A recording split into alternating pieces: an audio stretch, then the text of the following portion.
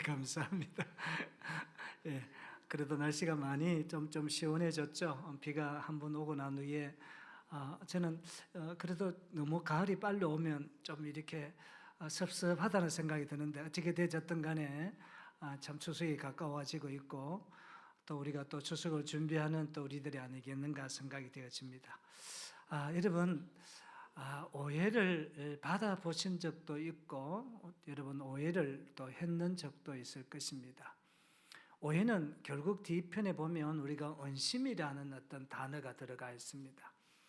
사실은 오해를 받는 그 입장에서 살면 우리가 생각보다 더 깊은 참 이렇게 힘듦과 고통이 우리가 따르게 되고 그에 대한 그 아픔을 이루 말할 수 없습니다. 나는 정말 진실하게 나는 참되게 이야기했는데 그 사람이 그것을 이렇게 언심이나 오해를 받아들이면 고통은 굉장히 큰 것이라 이렇게 생각이 되어집니다.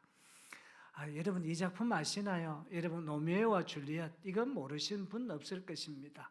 아무래도 우리 때 나이 때에는 이걸 어떤 분들은 막 10번 정도 읽었다 하는 분도 계시더라고요. 이 로미오와 줄리엣 이게 어떻게 했느냐 1599년에 이게 책으로 우리가 출판하게 되어진 것을 보게 되었습니다. 이게 아무것도 안 나오네요. 이 노메우스의 어떤 줄리엣은 우리에게 굉장히 어떤 하나의 감성적인 놀라운 어떤 은혜를 또 주기도 하고 특별히 이 셰익스피어의 어떤 작품 중에서 최고였고 우리나라에도 1998년 12월 28일 첫째 우리가 영화관에서 상영되기도 했고 이것을 재방송한 것은 2014년 3월 22일 날 우리가 다시 재상영하는 이 노메와 또 줄리엣 이걸 한 10번 정도 책을 읽은 분도 계시고 뭐 수백 번 넘어서 읽었던 분도 계시는데 저는 정상적으로 한 2번 정도는 읽었는 것 같아요.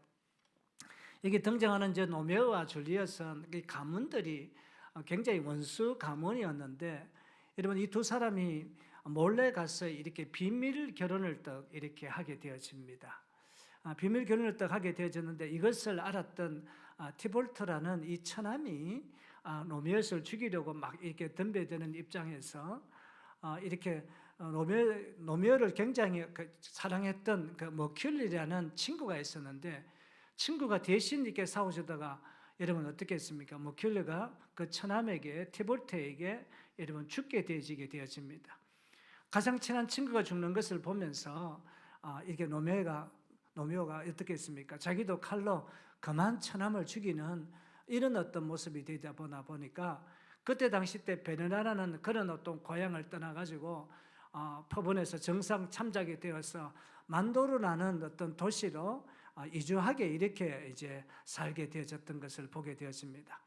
이런 가운데 속에서도 이제 줄리엣의 큰 위기가 당해지는데 어떤 위기가 당해졌냐라고 하면 어떤 백작의 어떤 가문하고 이제 결혼을 딱 하게 되어집니다. 여기서 결혼주를 했던 로렌츠 어떤 신부가 이거를 어떻게 하면 좋겠는가 생각하면서 비밀적인 어떤 여러 가지 어떤 궁리를 하는데 그때 당시 때 이 약을 먹으면 42시간 동안 잠을 잤다가 죽었다가 42시간 이후에 이렇게 깨어나게 되어지는 이런 아주 위험한 어떤 하나의 비밀 작전을 쓰게 되어집니다. 그래서 이것을 알려서 이제 로미오가 줄리엣이 이제 극적으로 줄리엣의 무덤에서 우리가 만나가지고 그리고 난 뒤에 다른 도시로 도망치는 이런 어떤 계획을 갖게 되어집니다. 그런데 어떻게 했습니까? 이 로렌츠 신부가 그 어떤 전체적인 어떤 내용의 어떤 편지를 가지고 드디어 이제 베르나를 떠나가지고 지금 현재 로미오가 있는 그런 어떤 도시를 가다가 그만 전염병으로 이 로렌츠 이 신부가 여러분 그만 가지 못하게 되어집니다. 이것도 모르고 오해했던 이렇게 이제 로미오는 자기 어떤 하인의 이야기를 듣고 이제 금방 어떻게 했습니까? 줄리엣이 있는 우리는 뭐 이렇게 이제 보통 보면 사람이 죽으면 산에 묻지만 옛날에는 유럽 같은 경우에는 큰 자기 집 지하에 이렇게 묻는 그런 관이 되어 있는 것을 많습니다. 그래가지고 여러분 어떻게 했습니까? 로미오는 어떻게 했습니까? 줄리엣이 죽었다는 이런 어떤 잘못된 이렇게 어떻게 했습니까? 이 오해를 떡하게 되었습니다. 그러고 난 뒤에 내가 줄리엣 없이 내가 살아갈 수 있겠는가 싶어가지고 독약을 먹고 스스로 목숨을 끊습니다. 그러고 난 후에 42시간 이후에 여러분 어떻게 했습니까? 깨어나서 관뚜껑을 열고 또 줄리엣이 나오는데 어떻게 했습니까? 자기 사랑하는 노미오 남편이 딱 죽어 있는 것을 보며 나 또한 살겠나 싶어가지고 노미오가 갖고 있던 단칼로 자기를 찔려 그렇게 참 죽는 참 이 셰익스피어의 처음에 어떤 하나의 비극적인 작품 중에 하나라는 것을 보게 되십니다.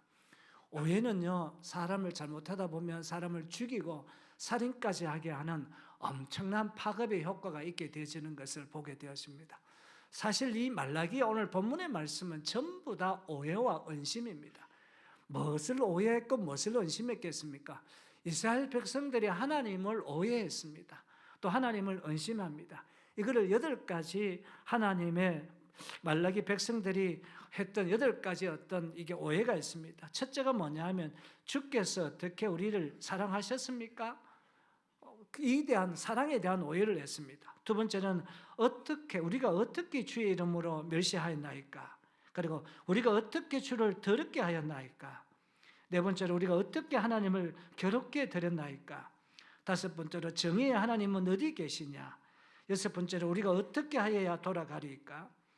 일곱 번째로 우리가 어떻게 주의 것을 도둑질하였나이까? 여덟 번째 우리가 무슨 말로 주를 대적하였나이까? 오해와 이 언심의 어떤 이런 내용이 말라기 전체의 어떤 내용의 오늘 본문의 요약이다라고 보면 될 것이라고 생각되십니다. 자, 그렇다면 우리가 신앙적으로 오해가 되어질 때 제일 먼저 나타나는 것이 뭘까요? 오해가 시작될 때 나타나는 모습은 하나님의 사랑에 대한 은혜의 감격이 무뎌집니다. 종교적으로 여러분 냉소주의가 찾아오고 비관주의와 은심병에 빠지게 되어집니다. 정말 하나님 살아계시나? 정말 하나님이 내 편이 되시나? 이런 생각이 되어집니다. 하나님이 여러분 이렇게 오해하는 사람에게 하나님께서 이스라엘 백성들에게 이렇게 질문을 합니다. 어떻게 질문합니까? 내 이름을 멸시하는 제사장들아, 내가 아버지일지언데 나를 공경함이 어디 있느냐? 내가 주인 아니냐? 그런데 나를 한번 두려워해 본 적이 있느냐? 이렇게 하나님 또한 오해와 은심하는 이스라엘 백성들에게 반문을 떡하게 되어지는 것을 보게 되어집니다. 자, 오늘 본문의 어떤 말라기의 시대적 배경은 이렇습니다. 주전 450에서 430년에 해당이 되어 있고 바벨론 포로 생활에서 이미 돌아왔습니다. 그래서 예루살렘 성전을 재건하는 그 시점이 어떻겠습니까? 바로 예루살렘의 어떤 재건의 70년에서 80년 지난 후의 어떤 시점인 것을 보게 되었습니다. 페르시아의 속국에서 이방 민족의 압박이 심한 이 페르시아가 지금 어디입니까? 바로 이란이라는 겁니다. 강력한 철권 통치가 있었던 이 페르시아의 어떤 속국 가운데 있게 된 것을 보게 되어집니다. 흉년과 경제적인 빈곤이 심한 어떤 그런 가운데 속에 이 말라기가 써져 있는데, 자, 그렇다면 오해와 원심을 넘어 하나님 앞에 우리가 예배드리는 그 첫째 주제가 뭐냐 하면 하나님의 사랑의 하심에 대한 오해를 품지 말아야 됩니다. 그러니까 하나님의 사랑하심에 대한 오해를 우리 갖고 있으면 결국 우리가 신앙생활에 우리가 도움이 되지 못합니다. 자, 2절 같이 한번 읽어볼까요? 시작. 여호와께서 이르시되 내가 너희를 사랑하였노라 하나 너희는 이르기를 주께서 어떻게 우리를 사랑하였나이까 하는도다. 나 여호와가 말하노라 에서는 야곱의 형이 아니냐. 그러나 내가 야곱을 사랑하였고 라고 했습니다. 여호와께서 이르시되 내가 너희를 사랑하였노라 라고 했습니다. 2절 상반절 말씀에 사랑하였노라. 하나님께서 이스라엘을 과거부터 지금까지 변함없이 주도적으로 여러분 사랑해 오셨음을 이야기하면서 야곱과 에서의 이야기를 듭니다. 인간의 공로나 조건을 근거한 사랑이 아니라 언약에 기반한 일방적이고 무조건적인 은혜가 너희들에게 임했다는 것을 확실히 이야기하고 있는 장면인 것을 보게 되어집니다. 그런데 어떻게 했습니까? 그리고 너희들이 이르기를 주께서 어떻게 우리를 사랑하였까 하는도다. 이제 반문하되죠. 여러분 이스라엘 백성들을 어떻게 우리를 사랑해요? 영적 무감각과 이러면 불평입니다. 하나님의 사랑에 대한 선언을 합니다. 주께서 어떻게 우리를 사랑하셨나이까? 아니 사랑했더라면 내가 이런 고통과 이런 아픔이 있겠습니까? 사랑하셨다면 내가 이 모양 이 꼴로 살겠습니까? 이렇게 지금 반문합니다. 그것이 이제 세 번에 자신이 겪고 있던 경제적, 그때는 정말 어렵고 힘들었거든요. 정치적으로 페르시아의 여러분 강력한 채권 통치하에 있다 보니까 얼마나 힘들겠습니까? 아니, 우리가 정말 사랑했다라고 이야기한다면 그 페르시아 인간 땅인 그 이란의 어떤 그 지금 현재 지금으로 이야기한다면 거기에서 우리가 계속된 예속된 족속으로 이렇게 살게 되어집니까? 우리가 좀 우두머리가 좀 되어져야 안 되겠습니까? 여러분 지금을 그거를 생각하고 지금 이스라엘은 상당히 여러분 어떻겠습니까? 반대적인 입장으로 바뀌어졌던 것을 보게 되었습니다. 그래서 여러분 나라도 우리가 페르시아, 이스라엘은요 우리가 구약과 성경적인 전체적으로 조망해 볼 때에 이스라엘을 이야기해야 되지 함부로 이스라엘을 이렇다 저렇다라고 말하기는 굉장히 어려운 어떤 그 모습인 것을 봅니다. 성경적인 역사를 모르고는 여러분 이 이스라엘 나라를 함부로 우리가 평가를 해서는 저는 안 될 것이라 이렇게 생각이 되어집니다. 자, 이 본문의 교훈은 과연 뭘까요?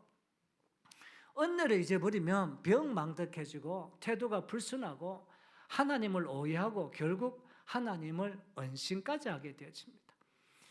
여러분 우리 신앙생활도 마찬가지예요. 하나님을 언심하는 거 이게 굉장히 참 이게 불순한 것을 보게 되어집니다. 눈에 보이는 현실적인 풍요로만 하나님을 사랑이라고 하는 기복적 신앙, 무조건 잘 돼야 된다, 잘 풀려야 된다, 나는 건강해야 된다, 나는 사업에 성공해야 된다, 나는 남들보다 더 편안하게 안전하게 살아야 된다, 이런 생각은 우리가 기복주의적인 어떤 생각이라는 것을 보게 되어집니다. 이 본문을 제가 적용과 한번 도전을 한번 해보았습니다. 현실의 어떤 고난을 하나님의 사랑의 부재로 여러분 해석하지 여러분 말아야 됩니다. 백성이 범한 가장 큰 오류는 고난을 어떻게 이스라엘 백성들은 고난은 사랑의 결핍이라고 봤습니다. 결국 이스라엘 백성들은 왜 고난 겪는가? 하나님 우리를 사랑하지 않았다라고 이렇게 생각했다는 것입니다. 십자가를 통해 이미 확정된 사랑을 바라보셔야 됩니다. 주께서 우리를 여러분 어떻게 사랑하셨나이까 묻는 우리들에게 하나님이 이미 2000년 전 골고다 언덕에 십자가로 완벽한 대답을 주셨습니다. 로마서 5장 8절 여러분 다 같이 한번 읽어볼까요? 시작. 우리가 아직 죄인 되었을 때에 그리스도께서 우리를 위하여 죽으심으로 하나님께서 우리에 대한 자기의 사랑을 확정했다라고 이렇게 이야기하고 있습니다. 여러분 이 고난 자체를 사랑의 결핍이다. 여러분 이 고난의 문제를 기독교인들이 잘못 다루면 이 고난에 대해서 해석을 바르게 해석하지 못하면 우리는 기복주의가 되어져 있고 하나님을 오해하고 언심하게 되어져 있습니다. 여러분 이 고난의 의미를 가장 정확하게 잘 여러분 설명하는 책이 한 권 있는데 C.S. 루이스가 여러분 썼던 여러분 책 한 권 중에 고통의 문제를 어떻게 기독교에 바라보는가? 지금 이스라엘 백성들이 지금 말라기의 어떤 고통과 고난의 문제를 어떻게 바라보는가? 여러분 가장 여러분 정확하게입니다. 여러분 가장 큰 오해가 뭐냐라고 이야기하면요. 여러분 하나님이 우리를 사랑하신다면 우리가 세상을 편안하고 행복하게 살도록 만들어 주셔야 한다고 생각하는 생각이라고 하는 얘기의 모습입니다. 우리가 가장 여러분 내가 예수 믿으면 가장 편안하고 가장 행복하게 이렇게 삶을 살아간다. 여러분 이렇게 생각하십니까?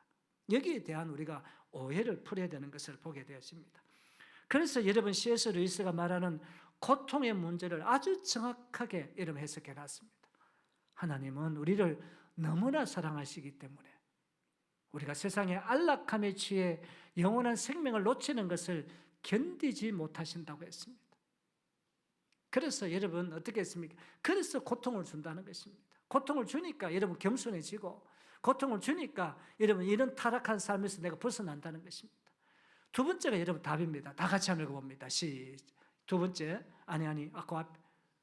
두 번째 같이 한번 읽어봅니다. 시작. 눈앞에 고통을 주시는 것은 하나님의 무관심이나 사랑의 부재가 아니라 가장 깊은 곳에서 일하시는 하나님의 거룩한 손길이다. 여기에 저는 초점이요 밑줄로 쫙 치어놔야 될 것이 뭐냐면 하나님의 거룩한 손길이다. 고통. 여러분 나에게 고통을 준 하나님의 거룩한 손길. 우리 장로님에게도 여러분 거룩한 손길이 많고 권사님에게도 거룩한 손길이 임하고 여러분 집사님에게도 초신자에게도 저에게도 거룩한 손길이 많은 겁니다. 저도 이제 이번 주에 슬슬 좀 그러더만 목요일 좀 더 새벽기도 이제 금요일날 새벽기도 하니까 막 콧물이 줄줄 나오면서 안 되겠다 싶어가 병원에 이게 이제 주사도 한 대 맞고 약을 지으면서 하하, 하나님의 거룩한 손길이 저에게 임하구나. 제가 이제 거룩한 제가 손길이 하나님의 거룩한 손길이 임한 거룩한 몸이 지금 현재 바로 우리가 고통의 순간입니다. 이게 얼마나 위로가 되시는지요. 이게 얼마나 우리들에게 소중성이 발견이 되어지는지. C.S. 루이스가 바로 그 이스라엘 백성은 고통은 어떻게 했습니까? 이거는 저주라 생각하면서 하나님의 사랑에 의심했는데 C.S. 루이스가 고통의 문제를 하나님의 거룩한 손길이다라고 이야기하고 있는 것을 바라보게 되어집니다. 두 번째로 우리가 오늘 본문의 말씀은 공경과 두려움이 있어야 된다는 것입니다. 자, 이게 6절인데 한번 같이 한번 읽어볼까요? 시작. 내 이름을 멸시하는 제사장들아, 나 만군의 여호와가 너희에게 이르기를 아들은 그 아버지를, 종은 그 주인을 공경하나니 내가 아버지일진데 나를 공경함이 어디 있느냐? 내가 주인일진데 나를 두려함이 어디 있느냐 하나 너희는 이르기를 우리가 어떻게 주의 이름을 멸시하였나이까 하는도다. 이렇게 이야기하니까 하나님 뭐라고 해야 합니까? 제사장들아, 나를 이름을 멸시하지 말라. 나를 한번 두려워 본 적이 있느냐라고 이야기하니까 그때 이스라엘 백성들은 뭐라고 합니까? 어떻게 주의 이름을 내가 멸시했습니까? 참 이렇게 또 여러분 어떻게 했습니까? 주고받게 이렇게 되어지는 것을 보게 되어집니다. 한번 우리가 주석을 해보겠습니다. 여기 제사장들아 너희에게 이르기를, 하나님의 이름을 멸시하는 제사장들을 직접적으로 지목을 합니다. 너 지목한다는 것은 참 이게 쉬운 일이 아니잖아요, 그죠? 제사장을 딱 주목했습니다. 중보자로서 누구보다 하나님을 경외해야 될 사람이 제사장들이었거든요. 그 제사장들이 먼저 이렇게 타락했음을 여러분 지적해 보고 있는 것을 보게 되었습니다. 그리고 어떻게 했습니까? 이제 두 번째 어떤 논쟁 가운데 속에서 내 이름을 멸시하는 제사장들아, 내가 아버지일진데 나를 공경함이 어디 있느냐? 내가 주인일진데 나를 두려움이 어디 있느냐? 이 말은 뭐냐 하면 하나님을 기쁘게 하는데 실패했다고 이야기하는 것입니다. 제사장들이 하나님의 예배 드리면서 전혀 하나님의 영광과 기쁨이 안 되었고 하나님의 근심이 되었고 하나님께서는 어떻게 했습니까? 분노가 될 수밖에 없던 그런 어떤 제사를 드렸다는 것을 보게 되었습니다.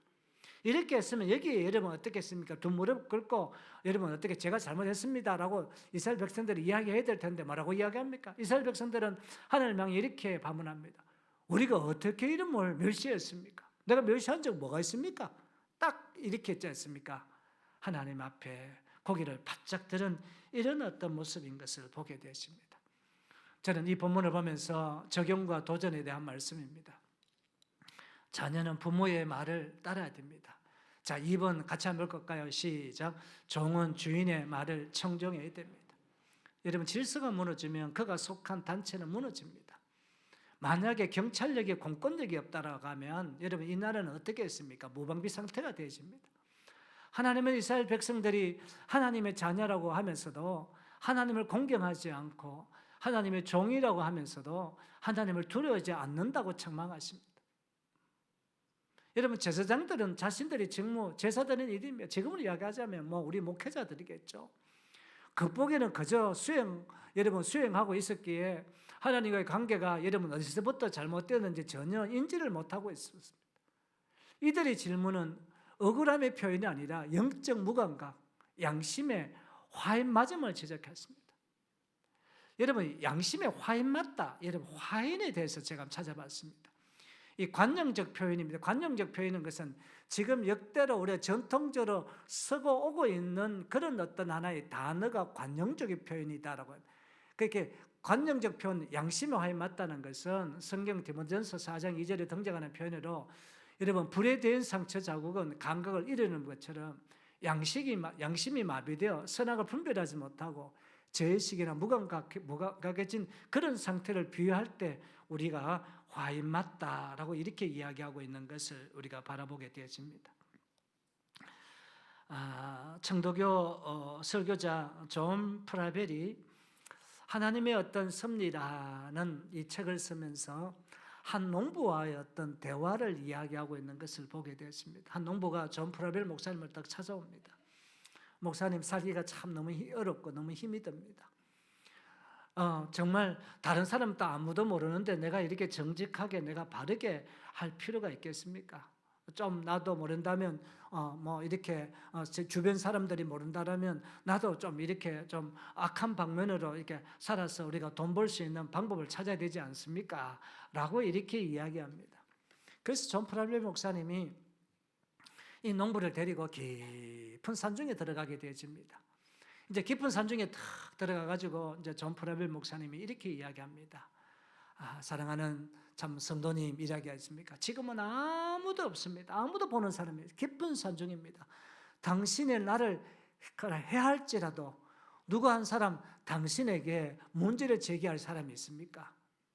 이제 맞짱을 드는 존 프랄멜 목사님 무슨 뜻인지 모르겠지만 아무도 없습니다. 이러니까 여러분 놀래가지고 있지 않습니까? 농부가 그래도 하나님만 보시겠습니까? 이 이야기를 할까?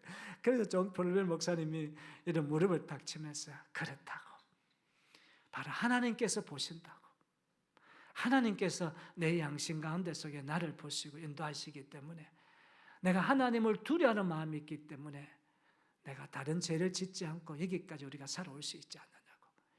여러분 두려워하는 마음. 그래서 우리가 이 신앙에 하나님을 우리가 존경한다라고 경외한다라고 할 때 경외의 단어 하나 자체가 뭐냐 하면 두려워한다. 두려워해야만이 조심하거든요. 두려워해야만이 어떻게 했습니까? 그 사람에게 억지 부리지 않거든요. 여러분 두려워하면 어떻게 했습니까? 따르는 순종의 마음이 주어지기 때문인 것을 보게 되어집니다. 이제 마지막 세 번째로 하나님에 대한 제사 예배에 문제가 없어야 합니다. 하나님에 대한 제사 예배에 문제가 없어야 됩니다. 이게 7절 8절 오늘 우리가 본문의 주제였던 성구의 말씀입니다. 같이 한번 읽어볼까요? 시작. 너희가 더러운 떡을 나의 제단에 드리고도 말하기를 우리가 어떻게 주를 더럽게 하였나이까 하는도다. 이는 너희가 여호와의 식탁은 경밀히 이길 것이나 말하기 때문이라. 만군의 여호와가 이르노라. 너희가 눈먼 희생 제물을 바치는 것이 어찌 악하지 아니하며 저는 것 병든 것을 드리는 것이 어찌 악하지 아니하나. 이제 그것을 너희 청독에게 드려보라. 그가 너를 기뻐하게 했으며 너를 받아 주겠느냐. 이게 더러운 떡이 나옵니다. 여기서 떡은 제단에 바치는 제물을 의미하고 여러분 하나님께 드릴 제물이 오염이 되었다는 것입니다. 썩은 것을 드렸답니다. 떡이 냄새가 났답니다. 떡이 상했답니다. 여러분 우리가 떡이 굉장히 잘 상해요. 보통 보면 여러분 떡이 상하면 어떻게 그거를 버려야 됩니다. 먹으면 배탈이 납니다. 사람들이 먹지 못할 지금 제물들을 어떻게 했습니까? 하나님 앞에 지금 드렸다라고 이렇게 이야기하고 있는 것을 보게 되었습니다. 그런데 어떻게 했습니까? 이 더러운 떡을 여러분 7절 하반절에 어떻게 했습니까? 여호와의 식탁이라고 했습니다. 제단을 가리키는 표현입니다. 백성이 교제하는 거룩한 상징의 어떤 제단에 아무렇게나 대충 차려줘도 되는 식탁으로 전락되어졌다는 거예요. 쉽게 말하면 우리가 지금 이 예배드리고 하나님 앞에 우리가 나아가는 우리의 신앙의 삶의 모습을 이야기하는 것을 보게 되었습니다. 영적 상태가 여러분 더러워졌음에도 여러분 우리가 언제 주를 더럽게 하였나이까 또다시 어떻게 했습니까? 이렇게 반문하는 모습이 여러분 등장하게 되어지게 되어집니다. 과연 어떻게 되어졌을까요? 그리고 난 뒤에 이제 8절 상반절 말씀에 이제 상세하게 이 이야기하고 눈먼 것, 저는 것, 병든 것을 제물로 드렸다는 것입니다. 레위기 22장과 신명기 15장에 의하면 하나님께 드리는 제물은 흠이 없고 온전한 것이어야 됐다는 것입니다. 제사장들과 백성들은 안타깝다는 이유로 아깝다는 이유로 어떻게 했습니까? 혹은 어차피 드려도 뭐 그만 안 드려도 그만이라고 무감각 때문에 상품 가치가 떨어져 내다 팔 수 없고 쓸모없는 병든 짐승 눈물고 저는 짐승들을 골라 하나님께 제물로 이렇게 바쳤다라고 이렇게 이야기하고 있는 것을 바라보게 되십니다. 그리고 하나님께서 이렇게 반문합니다. 이제 그것을 너희 청독에게 한번 들어봐라. 그가 너를 기쁘게 하겠으면 너를 받아주겠느냐. 이 말은 어떤 뜻입니까? 하나님께 가장 나쁜 것을 드리면서 세상의 권력자나 총독에게는 뇌물이나 가장 좋은 뇌물을 바치며 눈도장을 찍으려 하는 이정석을 신랄하게 하나님께서는 꼬집습니다. 세상 사람들에게는 여러분 체면을 차리면서 온 만물의 왕이신 하나님께 상하고 버려야 할 여러분 쓰레기 같은 예배를 드리고 있다는 것을 책망하고 있는 것을 바라보게 되어집니다. 여러분 이스라엘 백성들의 반문은 뭡니까? 예배 드리는 것만 해도 어딘데? 재물 드린 것만 해도 이거 뭐 어디입니까? 좀 더 깊은 생각으로 이스라엘 백성들의 생각과 마음은 어떤 생각입니까? 하나님 무슨 말씀을 그렇게 하십니까? 우리는 최선을 다하고 있습니다. 여러분 최선을 다했습니까? 냄새나고 여러분 어떻게 했습니까? 하나님이 바치지 말아야 할 어떤 재물들 도저히 쓸 수 없는 그런 어떤 재물들에서 최선을 다하고 있다고 합니다.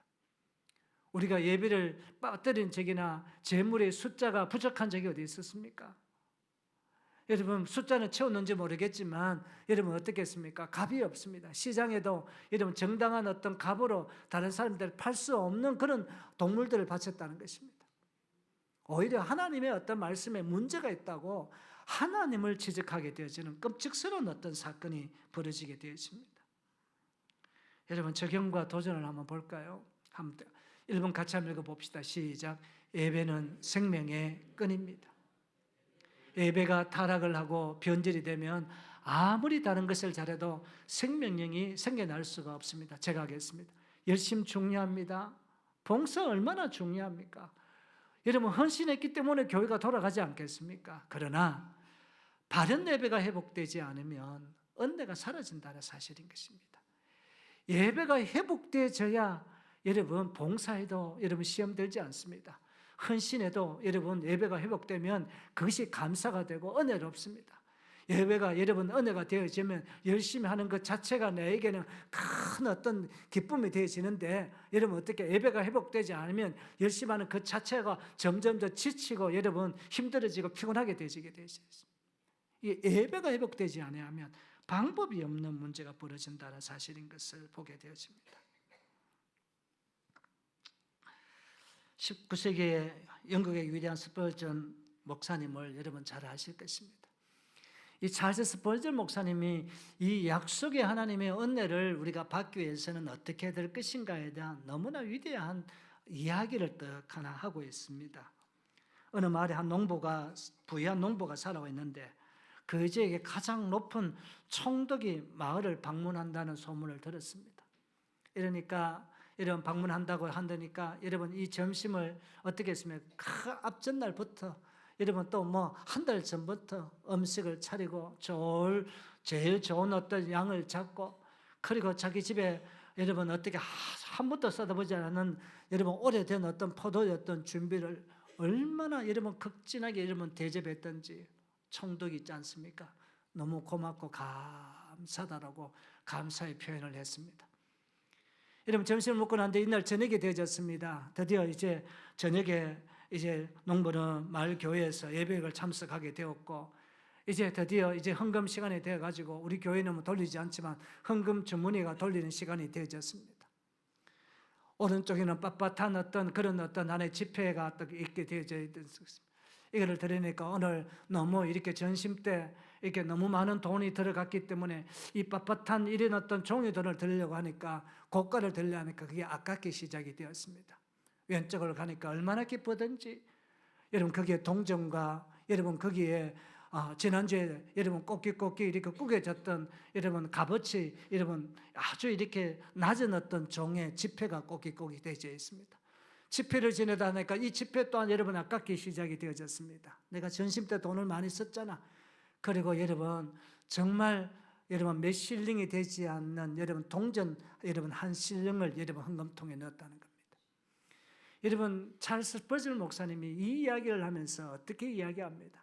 하나님의 약속은 내가 약속된 하나님의 어떤 두려움과 바른 어떤 예배, 바른 어떤 헌신의 삶이 되어질 때 바른 어떤 하나의 여러분 물질적인 어떤 삶이 되어질 때 하나님은 언약의 그런 복을 받을 수 있다는 이야기를 하고 있는 것을 보고 현실적인 우리의 어떤 삶의 모습 가운데 속에서 이 모습대로 내가 신앙생활을 하고 있지 않는지를 반문해 주는 것이 바로 찰스 스포츠 목사님의 약속이라는 그 책에 글이 써져 있는 것을 보게 되었습니다.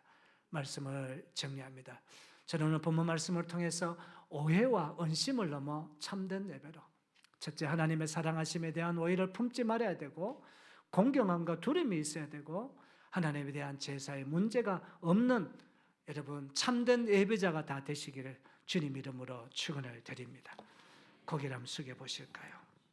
이 시간 우리 기도할 때 정말 하나님의 사랑에 대한 오해와 언심을 하지 않았는지, 그리고 정말 공경함과 두려움이 우리가 있는 삶을 살았는지, 하나님에 대한 제사에 문제가 없는지, 하나님 이 시간 내가 회개합니다, 내가 돌이킵니다, 불쌍하게 달라라고 자기 기도가 자기 기도에 들릴 정도로 우리가 함께 우리가 주님 앞에 나가는 시간 되기를 바랍니다. 두 손을 다 한번 들어보실까요? 이 시간 주여 은혜를 주옵소서 세 번 부르짖고 여러분 동선을 기도합니다. 주여 은혜를 주옵소서, 주여 은혜를 주옵소서, 주여 은혜를 주옵소서. 거룩하신 아버지 하나님 감사 찬양 드립니다.